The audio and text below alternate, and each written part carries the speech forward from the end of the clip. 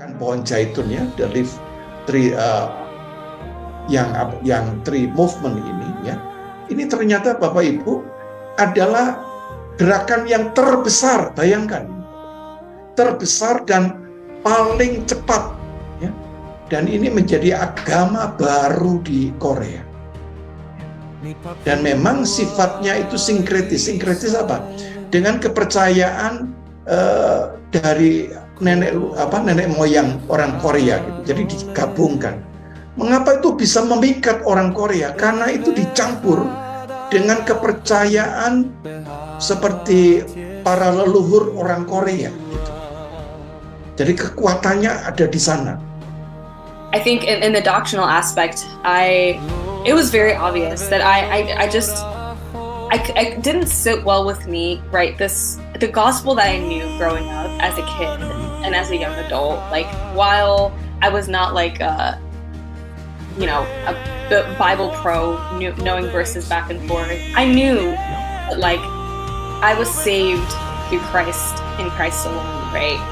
And I would always ask questions like, so does what Christ did just not matter anymore? Like, I was always just like, we're so focused on, they would say, he's the roadmap to what's fulfilling today, right? And I'm like, but the cross, like, the blood, like, and I would just say, what happens to that time that we're just trampling on to say that, like, this is just a roadmap to where we're getting to now? And that was very just, it didn't make sense, right? And so I thought to myself, when Jesus came, like, he found his people in so much burden. Not only were they following the laws, like the leaders at that time had added on to those things. There was hundreds of laws that they had put on these people, and he said, rest. I am here now. Like, those are not things they needed to do anymore to be saved, right? And what it felt like we were doing in SCJ was going backwards, in a sense of Jesus has already come, died on the cross, and told us that through him is how we can be saved. Kita telah berada di akhir zaman dan banyak nabi-nabi palsu yang muncul. Gereja Tuhan harus bersatu semua untuk berdoa bersama-sama dalam peperangan roh melawan kuasa jahat. Mari semua denominasi gereja, kita bersatu dan berdoa dalam peperangan roh melawan kuasa gelap.